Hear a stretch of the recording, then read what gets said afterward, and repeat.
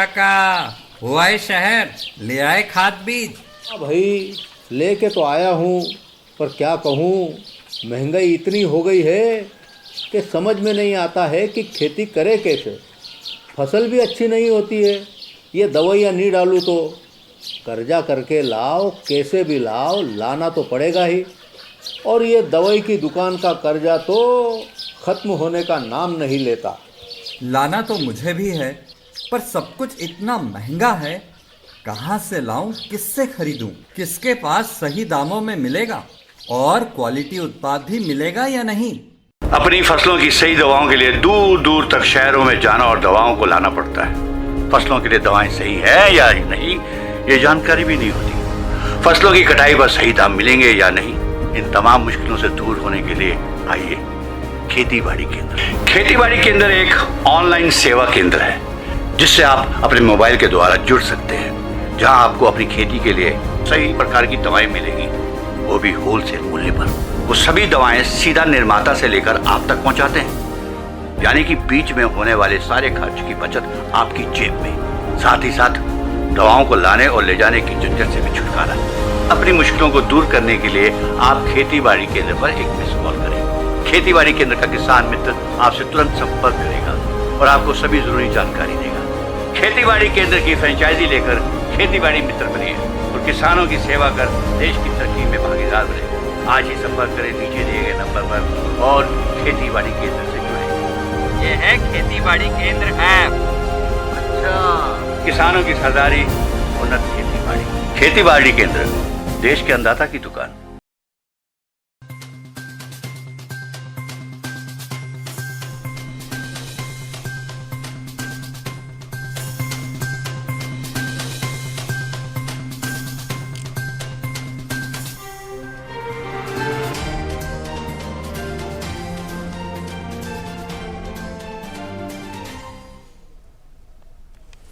नमस्कार, मैं हूं लालचंद्र सिंह। यानी अगले आधे घंटे में देश के हर कोने की खबर पहुंचाएंगे आप तक, लेकिन नजर डालते हैं सबसे पहले सुर्खियों पर।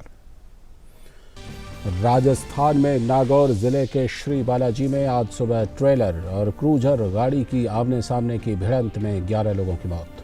प्रधानमंत्री नरेंद्र मोदी ने हादसे पर की संवेदना व्यक्त। प्रधानमंत्री राष्ट्रीय राहत कोष से मृतकों के परिजनों को 2-2 लाख रुपए और घायलों को 50,000 रुपए अनुग्रह राशि देने को मंजूरी।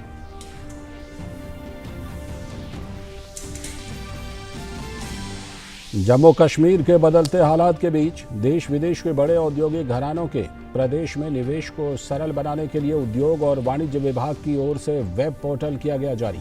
नई केंद्रीय क्षेत्र योजना के तहत इकाइयों के पंजीकरण के लिए वेब पोर्टल लॉन्च करते हुए केंद्रीय गृह मंत्री अमित शाह ने कहा, आने वाले वक्त में यह पोर्टल राज्य के लिए साबित होगा मील का पत्थर। रक्षा मंत्री राजनाथ सिंह ने लखनऊ में 1,710 करोड़ रुपए की 180 विकास परियोजनाओं का किया लोकार्पण और शिलान्यास। राज्य में मुख्यमंत्री योगी आदित्यनाथ के नेतृत्व में हुए विकास कार्यों की सराहना की।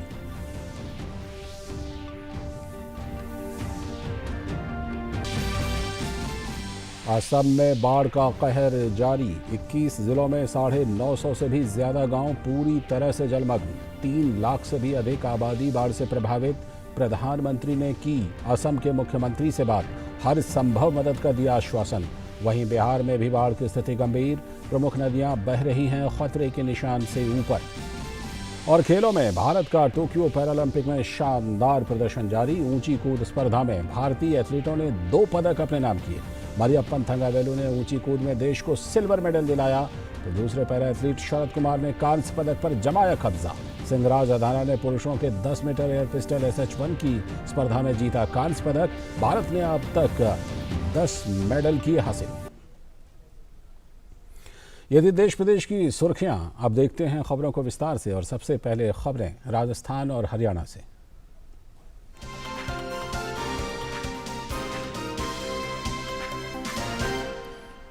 राजस्थान में नागौर जिले के श्री बालाजी में आज सुबह ट्रेलर की क्रूजर गाड़ी से आमने सामने की भिड़ंत हुई और इससे 11 लोगों की मौत हो गई। प्रत्यक्षदर्शियों के मुताबिक दोनों गाड़ियों में टक्कर इतनी जोरदार थी कि क्रूजर में सवार 8 लोगों ने मौके पर ही दम तोड़ दिया। जबकि 3 लोगों ने अस्पताल ले जाते वक्त रास्ते में दम तोड़ दिया। गंभीर रूप से घायल 7 लोगों को इलाज के लिए बीकानेर के एक अस्पताल में भर्ती कराया गया है। जानकारी के मुताबिक मृतक मध्य प्रदेश के सजन खेड़ाव दौलतपुर निवासी बताए जा रहे हैं। प्रधानमंत्री नरेंद्र मोदी ने हादसे में जान गंवाने वाले प्रत्येक के परिजनों के लिए प्रधानमंत्री राष्ट्रीय राहत कोष से 2-2 लाख रुपए की अनुग्रह राशि और घायलों को 50,000 रुपए की राशि देने की मंजूरी दी है। मध्य प्रदेश के मुख्यमंत्री शिवराज सिंह चौहान ने भी नागौर सड़क दुर्घटना में मारे गए उज्जैन के व्यक्तियों के परिजनों को 2-2 लाख रुपए की अनुग्रह सहायता देने और घायलों के इलाज का पूरा खर्च उठाने की घोषणा की है। और प्रधानमंत्री नरेंद्र मोदी ने नागौर में हुए भीषण सड़क हादसा पर दुख जताया है। प्रधानमंत्री कार्यालय की तरफ से ट्वीट में कहा गया है कि राजस्थान के नागौर में हुआ भीषण सड़क हादसा अत्यंत दुखद है। जिन लोगों को इस दुर्घटना में जान गंवानी पड़ी है, मैं उन सभी के परिजनों के प्रति अपनी संवेदना व्यक्त करता हूं। साथ ही घायलों के जल्द स्वस्थ होने की कामना करता हूं। और अब खबरें देश के उत्तरी राज्यों से।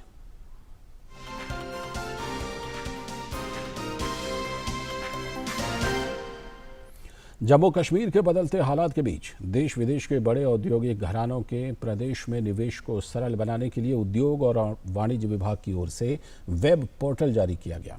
केंद्रीय गृह मंत्री अमित शाह ने जम्मू कश्मीर के लिए नई केंद्रीय क्षेत्र योजना के तहत इकाइयों के पंजीकरण के लिए वेब पोर्टल लॉन्च किया। कार्यक्रम को संबोधित करते हुए गृह मंत्री अमित शाह ने कहा कि ये पोर्टल आने वाले दिनों में राज्य के लिए मील का पत्थर साबित होगी।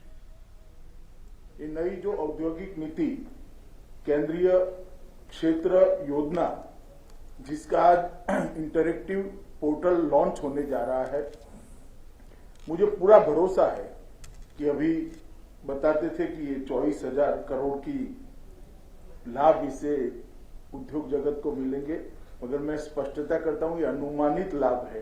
ये बहुत आगे तक जाएगा क्योंकि इन्वेस्टमेंट बढ़ने वाला है। इसको जिस प्रकार से बनाया गया है, विशेषकर उद्योग विभाग के सभी अधिकारी और सभी नीति निर्धारक लोगों ने इसकी बहुत बारीकी से छोटी छोटी चीजों को चर्चा कर आगे बढ़ाया है।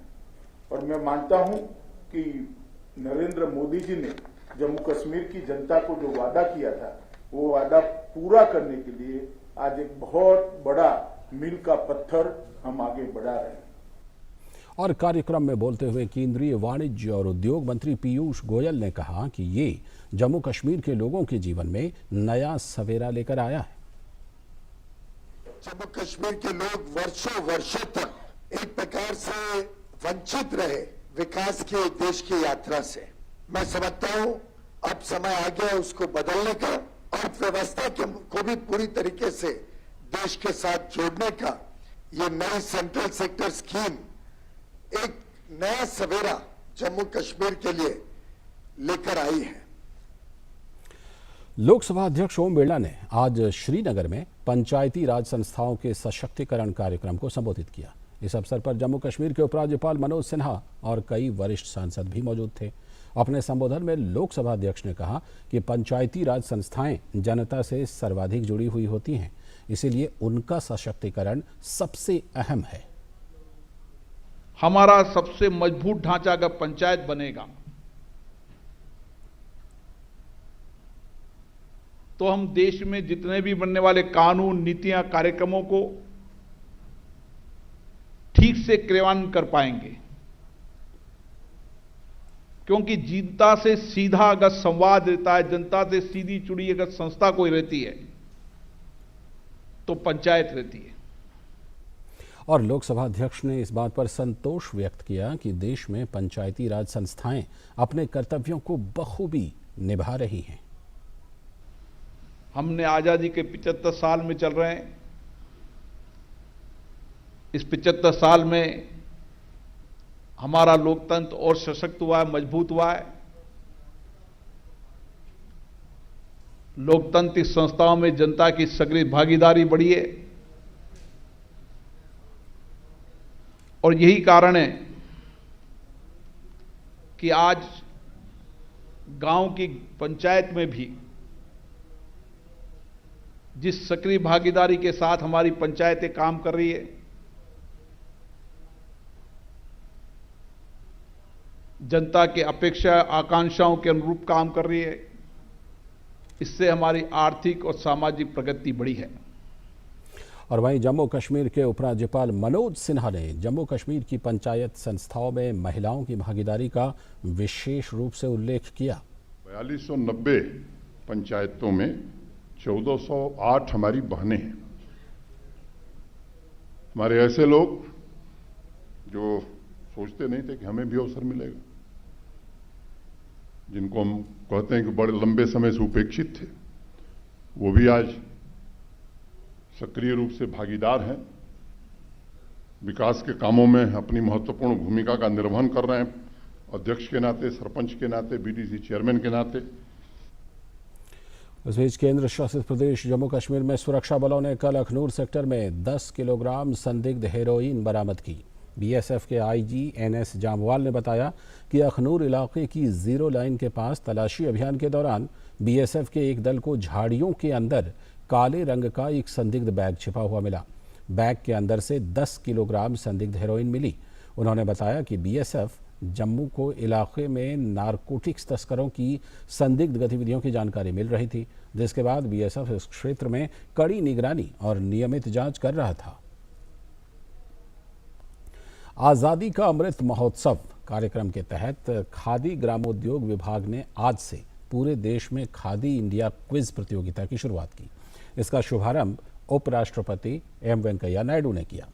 इस प्रतियोगिता का मकसद देशवासियों को स्वाधीनता आंदोलन और खादी की विरासत से जुड़े विभिन्न पहलुओं से जोड़ना है। 15 दिनों तक चलने वाली इस प्रतियोगिता का आयोजन सूक्ष्म, लघु एवं मध्यम उद्योग मंत्रालय ने किया है। इस मौके पर उपराष्ट्रपति एम वेंकैया नायडू ने स्वाधीनता आंदोलन के नेताओं के योगदान को याद किया। Our freedom struggle was a journey of resilience and hope, which inspires us to keep moving no matter how adverse the situation gets. It was also a journey of unmatched unity, where people from all corners of our country came together with a singular resolve to make Britishers quit India. There is so much to learn from our freedom fighters, from their life, especially the spirit of keeping the interest of our motherland ahead of everything else. Nation first, party or profession next, self last. That should be our motto. और इस मौके पर केंद्रीय सूक्ष्म, लघु एवं मध्यम उद्योग मंत्री नारायण राणे ने कहा कि महात्मा गांधी ने खादी के माध्यम से गांवों को जोड़ा। वर्तमान में खादी से युवाओं को बड़े पैमाने पर रोजगार मिल रहा है। उन्होंने इस प्रयास को और गति देने पर बल दिया। हमारा खादी विभाग देश के तरक्की का एक भाग है, ऐसा मैं समझता हूं। हमारे इस विभाग ने 75वां साल सेलिब्रेट करने वक्त अपनी तरक्की का स्पीड बनाने की कोशिश करना चाहिए। देश के काम में कोई फॉर्मेलिटी नहीं होनी चाहिए, कर्तव्य होना चाहिए। उस तरह का काम अपना दिखना चाहिए। हम रोजगार बढ़ाते हैं, उसका स्वरूप कितना है, हर साल कितने रोजगार उद्योग बनने चाहिए, हम विकास का हिस्सा कितना हर साल बढ़ाते हैं, जीडीपी में ग्रोथ कितनी लाते हैं, ये भी सोच के आगे आप प्लानिंग करना चाहिए। और अब खबरें देश के पश्चिमी प्रदेशों से।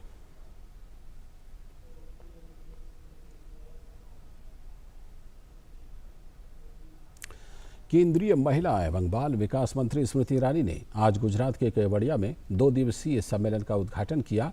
राष्ट्रीय पोषण माह के अंतर्गत आयोजित हो रहे इस कार्यक्रम में अपने संबोधन के दौरान उन्होंने बच्चों को कुपोषण से बचाए जाने की जरूरत बताई। पोषण माह में कितने सैम बच्चों का लक्ष्य आप रख रहे हैं, जहां पर हम सब खुद धरती पर उतरे, हम सब खुद जिम्मा लें अपनी गली का, अपने ब्लॉक का, और कहें कि ये नंबर हमें घटाना है। अगर आप ऐसा कर पाए तो हमारा आज का ये संकल्प सरदार की छाया में अधूरा नहीं रहेगा। और अब खबरें उत्तर प्रदेश और उत्तराखंड से जुड़ी हुई।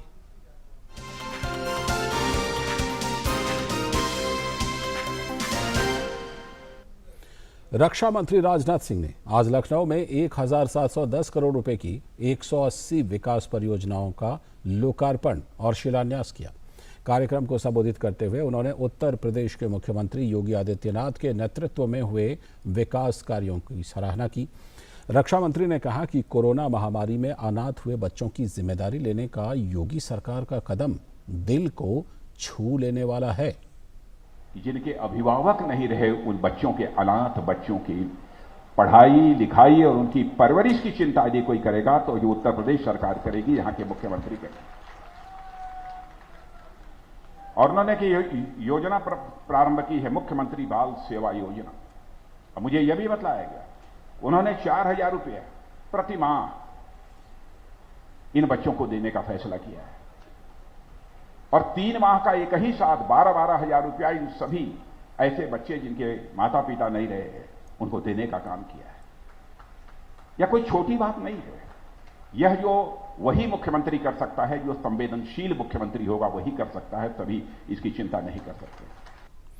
और मुख्यमंत्री योगी आदित्यनाथ ने अपने संबोधन में कहा कि उत्तर प्रदेश ने व्यापार सुगमता के मामले में ऊंची छलांग लगाई है। आज हमें प्रसन्नता है कि माननीय प्रधानमंत्री मोदी जी के नेतृत्व में, उनके मार्गदर्शन में, अपने केंद्रीय नेतृत्व के योग्य और यशस्वी मार्गदर्शन में उत्तर प्रदेश ने ईज ऑफ डूइंग बिजनेस में एक लंबी छलांग लगाई। आज उत्तर प्रदेश देश का व्यवसाय की सुगमता के लिए यानी ईज ऑफ डूइंग बिजनेस में 2016-17 में 14वें स्थान पर था। आज वही उत्तर प्रदेश नंबर 2 स्थान पर आ चुका है। दुनिया का कोई भी निवेश अगर होगा देश के अंदर तो पहले 3 राज्यों में उत्तर प्रदेश का नाम आता है कि हमारी प्राथमिकता वहां पर होगी।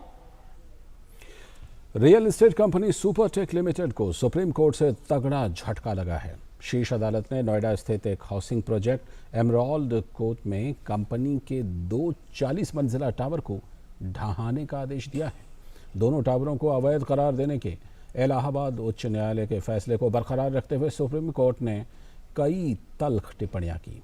अदालत ने कहा कि नोएडा अथॉरिटी के अधिकारियों और सुपरटेक की मिली भगत से ये निर्माण हुआ।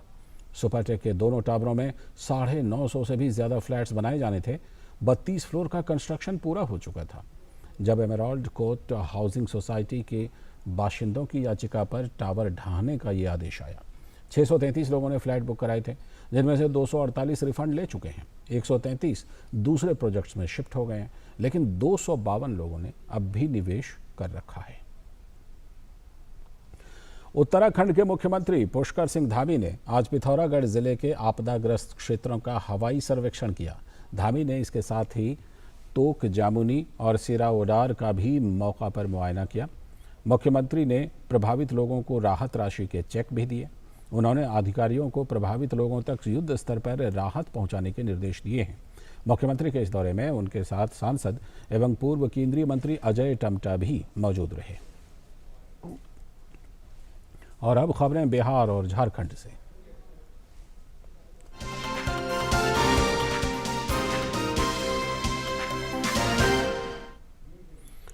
बिहार में गंगा और कोसी समेत प्रमुख नदियां कई जगहों पर फिर से खतरे के निशान को पार कर चुकी हैं, जिससे बाढ़ की स्थिति एक बार फिर से गंभीर हो चली है।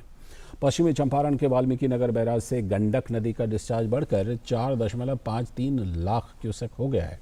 बक्सर से कहलगांव तक गंगा नदी का भी जलस्तर बढ़ रहा है। हाथीदह और कहलगांव को छोड़कर सभी जगहों पर नदी खतरे के निशान से ऊपर बह रही है। कोसी बैराज से डिस्चार्ज भी बढ़कर 2.38 लाख क्यूसेक हो गया है। इससे मधुबनी और खगड़िया के कई इलाकों में बाढ़ आ गई है। कोसी नदी की बाढ़ से सुपौल और सहरसा जिले भी प्रभावित हैं। खगड़िया, समस्तीपुर, कटिहार और गोपालगंज में कई नई जगहों पर भी पानी घुस गया है। पश्चिमी चंपारण के रामनगर में मसान नदी का एक तटबंध टूट गया है। पश्चिमी चंपारण के रामनगर में मसान नदी की बाढ़ में फंसे 28 लोगों को बीती रात एनडीआरएफ की टीम ने सुरक्षित निकाल लिया। ये लोग अपने मवेशियों को चराने दोपहर मसान नदी की तरफ गए थे।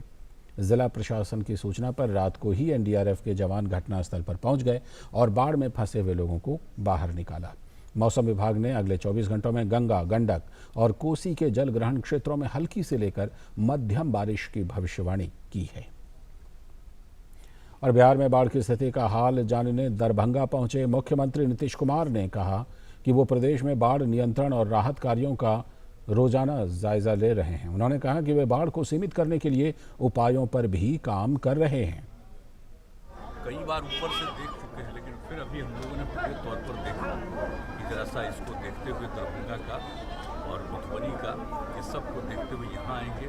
और यहाँ के बारे में तो मालूम है ना कि किस तरह से हमेशा हर बार 6 महीना पानी से प्रभावित रहते हैं।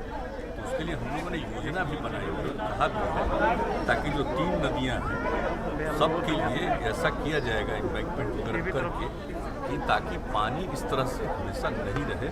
इस पर भी काम करने के लिए बात हो रही है। और देश प्रदेश में अब खबरें पूर्वोत्तर राज्यों से। सबसे पहले बात असम के बाढ़ की, जहां लगातार हो रही बारिश के कारण बाढ़ का कहर जारी है। बाढ़ के कारण राज्य के 21 जिलों में 950 से भी ज़्यादा गांव पूरी तरह से जलमग्न हैं। बाढ़ के कारण तकरीबन 3,60,000 से भी अधिक आबादी प्रभावित हुई है। असम राज्य आपदा प्रबंधन प्राधिकरण के अनुसार बाढ़ के कारण बारपेटा, दरांग, गोलाघाट, मोरीगांव, नौगांव, शिवसागर, लखीमपुर और तिनसुकिया में बाढ़ के पानी से सड़कें और अन्य बुनियादी ढांचे को नुकसान पहुंचा है। अधिकारी 10 जिलों में 44 राहत शिविर और वितरण केंद्र चला रहे हैं, जहां 321 बच्चों समेत 1,619 लोग शरण लिए हुए हैं। वहीं बाढ़ के कारण 30,000 से भी अधिक हेक्टेयर फसल क्षेत्र पूरी तरह से बर्बाद हो गया है। और प्रधानमंत्री नरेंद्र मोदी ने असम में बाढ़ की स्थिति पर असम के मुख्यमंत्री हेमंता बिस्वा शर्मा से टेलीफोन पर बातचीत की। असम के मुख्यमंत्री हेमंता बिस्वा शर्मा ने ट्वीट करते हुए कहा कि प्रधानमंत्री नरेंद्र मोदी ने आज बाढ़ की स्थिति के बारे में जानने के लिए फ़ोन किया और इससे निपटने के लिए असम को हर संभव मदद का आश्वासन दिया। बाढ़ ने लोगों के जीवन को प्रभावित किया है। संकट की इस घड़ी में हमारा साथ देने के लिए आदरणीय मोदी जी का आभार।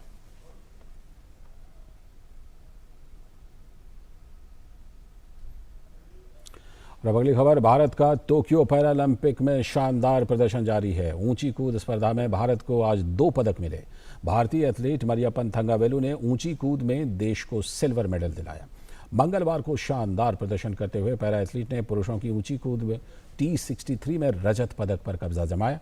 गौरतलब है कि मरियप्पन ने पिछले रियो पैरालंपिक खेलों में स्वर्ण पदक जीता था। इसके बाद 2019 के विश्व पैरालंपिक एथलीट चैंपियनशिप में भी मरियप्पन ने कांस्य पदक अपने नाम किया था।